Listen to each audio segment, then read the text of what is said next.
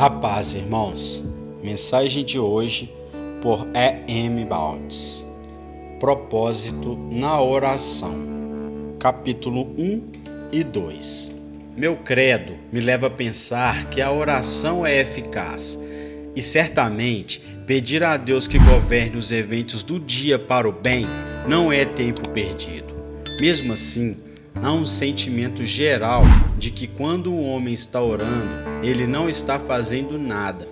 E esse sentimento nos faz dar importância indevida ao trabalho, às vezes a ponto de apressarmos ou mesmo negligenciarmos a oração. Será que em nossos dias descansamos demais no que se refere à carne? Será que as mesmas maravilhas do passado podem acontecer hoje? Os olhos do Senhor ainda passeiam por toda a terra para mostrar-se forte em favor daqueles que confiam nele. Que o Senhor me conceda uma fé mais prática nele. Onde está o Deus de Elias? Ele está esperando que Elias clame por ele? James da Mongólia. Quanto mais oração houver no mundo, melhor será o mundo e mais poderosas serão as forças contra o mal em todo lugar. Uma das fases da operação da oração é desinfetante e preventiva. Ela purifica o ar e impede a propagação do mal. A oração não é algo espasmódico e efêmero. Não é uma voz que clama sem ser ouvida ou é ignorada em silêncio. É sim uma voz que chega aos ouvidos de Deus e que age enquanto o ouvido de Deus estiver aberto às súplicas santas, enquanto o coração de Deus estiver atuante para o que é santo. Deus molda o mundo pela oração. As orações não morrem. Os lábios que as proferem podem estar fechados pela morte. O coração que as sente pode ter parado de bater, mas as orações ganham vida diante de Deus e o coração do Pai está focado nelas. As orações se perpetuam para além daqueles que as pronunciam. Elas sobrevivem a uma geração, a uma época, a um mundo. O homem mais imortal é aquele que orou mais e mais eficazmente. Desse tipo são os heróis de Deus, os santos de Deus, os servos de Deus, os vice-regentes de Deus. Um homem pode orar melhor em razão das orações do passado. Um homem pode viver uma vida mais santa em razão das orações do passado. O homem de muitas orações aceitáveis realizou maior e melhor serviço para a geração que lhe segue. As orações dos santos de Deus fortalecem a geração que ainda não nasceu contra as desoladoras ondas do pecado e da maldade.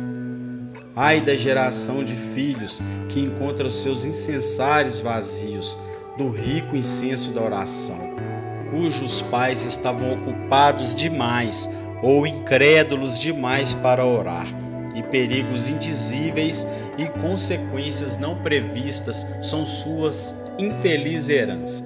Felizes são aqueles cujos pais e mães lhes deixaram um rico patrimônio de oração. As orações dos santos de Deus são o capital armazenado no céu, pelo qual Cristo continua realizando sua grande obra sobre a terra. As grandes dores e as fortes convulsões na terra são resultados dessas orações. A terra é mudada e revolucionada. Os anjos agem com mais poder e voam com asas mais rápidas, e as diretrizes de Deus são moldadas quanto mais numerosas e eficientes forem as orações. É verdade que os maiores êxitos que chegam à causa de Deus são gerados e mantidos pela oração. O dia do poder de Deus, os dias angélicos de atividades e poder acontecem quando a igreja alcança sua mais poderosa herança de fé e oração poderosas. Os dias de conquista de Deus acontecem quando os santos se entregaram à oração poderosa. Quando a casa de Deus na terra é a casa de oração, então a casa de Deus no céu fica ocupada e focada em seus planos e movimentos, e os exércitos terrestres se vestem com os triunfos e despojos da vitória, e seus inimigos são derrotados em todas as frentes. Deus condiciona a própria vida e prosperidade de sua causa à oração. A condição foi estabelecida na própria existência da causa de Deus neste mundo. Peça-me é a condição que Deus define para cada avanço e triunfo de sua causa. Os homens devem orar pelo avanço da causa de Deus. A oração põe Deus em plena ação no mundo. Para um homem de oração, Deus está presente em plena força. Para uma igreja poderosa, Deus está presente em glorioso poder. O segundo salmo é a descrição divina do estabelecimento da causa de Deus por meio de Jesus Cristo. Todas as dispensações inferiores fundiram-se na entronização de Jesus Cristo. Deus declara a entronização de seu Filho. As nações são inflamadas com ódio feroz contra sua causa. Deus é descrito como se estivesse rindo do fraco ódio deles. O Senhor rirá. O Senhor os exporá ao ridículo. Eu mesmo estabeleci o meu rei em Sião, no meu santo monte. Salmos capítulo 2, versículo 6. O decreto permanece imutável e eterno. Proclamarei o decreto do Senhor. Ele me disse: Tu és meu filho, eu hoje te gerei. Pede-me e te darei as nações como herança e os confins da terra como a tua propriedade. Tu as quebrarás com vara de ferro e a despedaçarás como a um vaso de barro. Salmos capítulo 2, versículos 7 e 9. Pede-me é a condição para um povo de oração disposto e obediente, que se ore por ele continuamente. Salmos capítulo 72, versículo 15. Amparados por essa promessa simples e universal, homens e mulheres do passado gastaram a vida por Deus. Eles oraram e Deus respondeu às suas orações. A causa de Deus foi mantida viva no mundo pela chama de suas orações. A oração foi definida como a única condição de mover o reino de seu Filho. Peçam e será dado. Busquem e encontrarão. Batam e a porta será aberta. Mateus capítulo 7, versículo 7. O mais forte no reino de Cristo é o melhor golpeador. O segredo do sucesso no reino de Cristo é a habilidade para orar. Aquele que consegue dominar o poder da oração é o mais forte, o santo no reino de Cristo. A lição mais importante que podemos aprender é como orar. A oração é a chave da vida mais santificada, do ministério mais santo. O que é mais qualificado na oração é o que mais faz para Deus. Jesus Cristo exerceu seu ministério seguindo esses princípios. Capítulo 2. Devemos entregar-nos a Deus tanto em relação às coisas temporais quanto em relação às coisas espirituais, e buscar nossa satisfação somente no cumprimento de sua vontade, quer ele nos conduza pelo sofrimento, quer pela consolação, pois todos somos iguais com respeito a uma alma verdadeiramente submissa. A oração nada mais é do que o senso da presença de Deus. Irmão Lourenço. Philip Herring disse: certifique-se de focar no seu dever secreto. Persista a todo custo. A alma não pode prosperar se negligenciá-lo. A apostasia geralmente começa com as portas fechadas. Tenha muita comunhão secreta com Deus. É a troca secreta que enriquece o cristão. Ore sozinho, que a oração seja a chave da manhã e o ferrolho da noite. A melhor forma de lutar contra o pecado é lutar de joelhos. Robert Herring disse: a oração da fé é o único poder do universo a que se rende o poderoso Jeová. A oração é o remédio soberano. Coleridge disse: uma hora de solitude gasta em oração sincera e fervorosa, ou sobre conflito e a conquista de uma única paixão, ou sobre um pecado sutil no coração, nos ensinará mais sobre o pensamento, despertará mais em nós a capacidade e a formação do hábito de reflexão do que um ano de estudo nas escolas sem essas coisas. Richard Cecil disse: um homem pode orar dia e noite e enganar a si mesmo, mas nenhum homem que não ora pode estar seguro de sua sinceridade. Oração é fé em ação, uma união da vontade e do intelecto concretizando-se em um ato intelectual. É o homem como um todo que ora. Menos do que isso, é só um desejo ou um trabalho dos lábios, um engano ou um disfarce. Se Deus quiser restaurar novamente minha saúde, estou determinado a estudar nada mais do que a Bíblia. A literatura é inimiga da espiritualidade se não for mantida sob mão forte. Irmão Lourenço diz: nossa santificação não depende de mudanças ou obras, mas em fazer essas coisas por causa de Deus, quando geralmente fazemos por nossa causa. Meu tempo de trabalho não é diferente do meu tempo de oração. A oração nada mais é do que o senso da presença de Deus. Harry Martin disse: deixe-me queimar para Deus. Afinal, entre tudo o que Deus estabelece, a oração é a maior de todas. Oh, que eu seja um homem de oração. As possibilidades e a necessidade da oração, seu poder e seus resultados, manifestam-se quando aprendem e mudam os propósitos de Deus, ou quando liberam a força do seu poder. Abimeleque foi atacado por Deus. A seguir, Abraão orou a Deus, e Deus curou Abimeleque, sua mulher e suas servas, de forma que puderam novamente ter filhos, porque o Senhor havia tornado estéreis todas as mulheres da casa de Abimeleque por causa de Sara, mulher de Abraão. Os consoladores de Jó se comportaram de forma tão miserável e equivocada em suas controvérsias com Jó que a ira de Deus se acendeu contra eles. Deus disse a esses amigos: meu servo Jó orará por vocês, eu aceitarei a oração dele. Jó, capítulo 42, versículo 8. Depois que Jó orou por seus amigos, o Senhor o tornou novamente próspero. Jó, capítulo 42, versículo 10. Jonas estava em uma condição terrível quando o Senhor, porém, fez soprar um forte vento sobre o mar e caiu uma tempestade violenta. Jonas, capítulo 1, versículo 4. Quando se lançaram sortes, a sorte caiu sobre Jonas.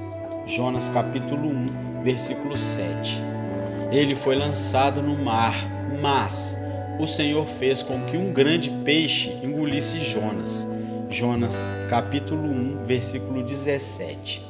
Dentro do peixe, Jonas orou ao Senhor, o seu Deus.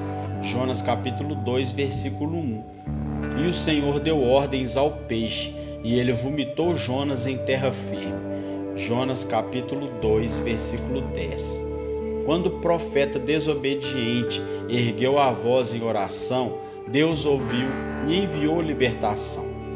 Faraó acreditava firmemente nas possibilidades da oração e em sua capacidade de trazer alívio. Quando estava abalado pelas calamitosas maldições de Deus, apelou a Moisés que intercedesse por ele. Orem ao Senhor. Êxodo capítulo 8, versículo 8. Foi o pedido patético que ele repetiu por 4 vezes, quando as pragas estavam afligindo o Egito. 4 vezes esses apelos urgentes foram feitos a Moisés, e por 4 vezes a oração suspendeu a temida maldição que recairia sobre o rei teimoso e a sua terra condenada. A blasfêmia e a idolatria de Israel, ao fazer o bezerro de ouro e declarar sua devoção a ele, foram um crime terrível. A ira de Deus ardeu contra eles, e Deus declarou que destruiria o povo que pecara. O Senhor também estava muito irado com Arão. E a Moisés disse: Deixe-me agora, para que a minha ira se acenda contra eles e eu os destrua. Êxodo capítulo 32, versículo 10. Mas Moisés orou e continuou orando. Dia e noite ele orou, por 40 dias. Assim registra Moisés sua batalha de oração. Depois prostrei-me perante o Senhor outros 40 dias e 40 noites. Não comi pão, nem bebi água, por causa do grande pecado que vocês tinham cometido, fazendo o que o Senhor reprova, provocando a ira dele. Tive medo da ira e do furor do Senhor, pois ele estava irado a ponto de destruí-los. Mas de novo o Senhor me escutou. O Senhor irou-se contra Arão a ponto de querer destruí-lo, mas naquela ocasião também orei por Arão. Deuteronômio capítulo 9, versículo do 18 ao 20. Daqui a 40 dias Nínive será destruída. Jonas capítulo 3, versículo 4. Era propósito de Deus destruir aquela grande e perversa cidade, mas Nínive orou, vestida de saco, sentada sobre cinzas, ela clamou a Deus com todas as suas forças. Versículo 8. E Deus se arrependeu e não os destruiu como tinha ameaçado. Versículo 10. A mensagem de Deus a Ezequias foi: ponha em ordem a sua casa, pois você vai morrer, não se recuperará. 2 Reis, capítulo 20, versículo 1. Ezequias voltou o rosto para a parede e orou ao Senhor, dizendo: Lembra-te, Senhor, como tenho te servido com toda fidelidade e com devoção sincera. Tenho feito o que tu aprovas. E Ezequias chorou amargamente. 2 Reis, capítulo 20, versículo 3. Deus disse a Isaías: Volte e diga a Ezequias: Ouvi sua oração e vi suas lágrimas. Eu o curarei. Acrescentarei 15 anos à sua vida. 2 Reis, capítulo 20, versículos 5 e 6. Esses homens sabiam orar e sabiam como prevalecer na oração. A fé deles na oração não era uma atitude passageira que mudava com o vento ou com seus sentimentos e com as circunstâncias. Era um fato.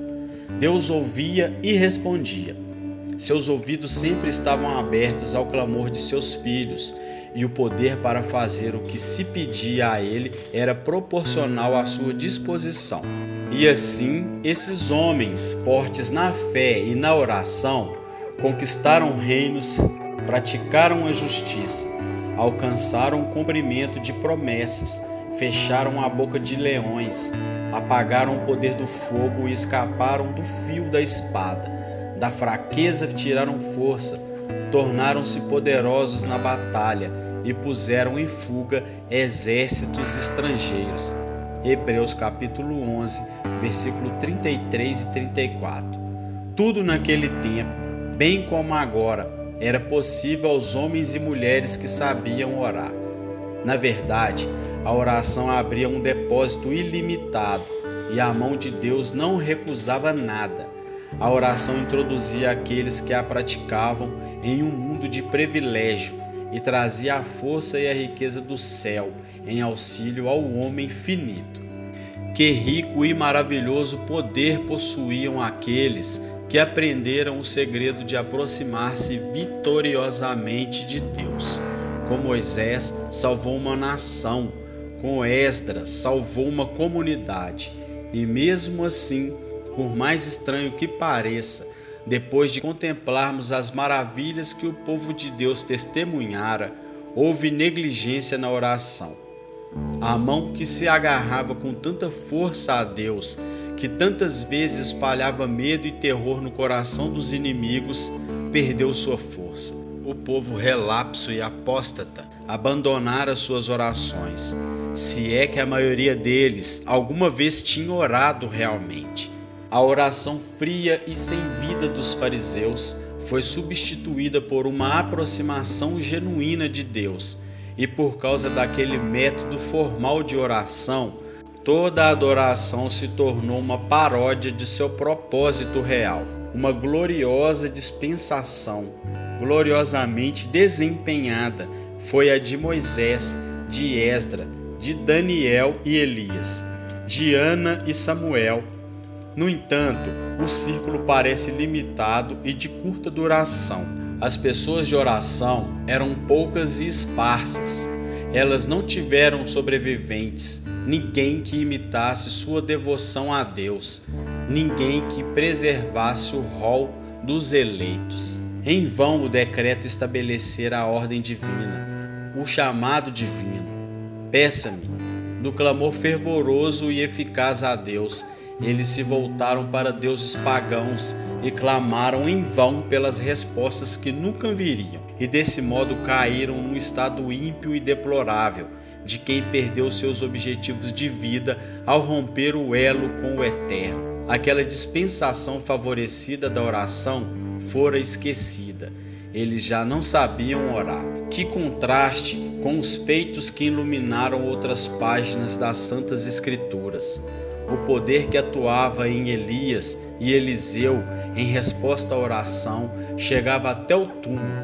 Em cada um dos casos, uma criança foi levantada dos mortos e os poderes da fome foram desfeitos. A oração de um justo é poderosa e eficaz. Tiago capítulo 5, versículo 16. Elias era um homem com as mesmas paixões que nós.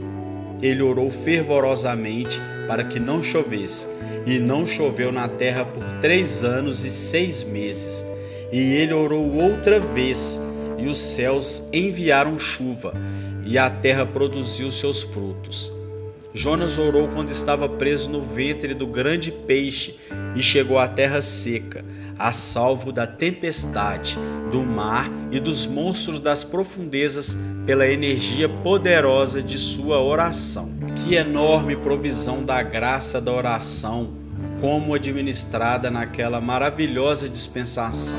Eles oravam de forma magnífica, porque a oração deles não pôde salvar da decadência e da morte a dispensação?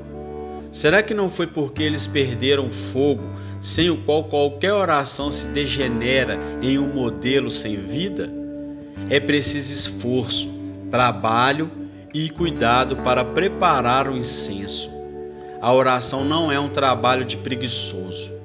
Quando todas as ricas graças do conteúdo da oração tiverem sido misturadas e refinadas pelo trabalho e esforço, será necessário fogo para liberar o incenso e fazer com que sua fragrância suba ao trono de Deus.